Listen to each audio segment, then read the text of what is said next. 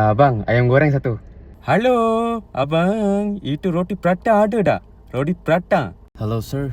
Can I get cheeseburger, please? Thank you. Ni apa lah makanan orang putih semua ni?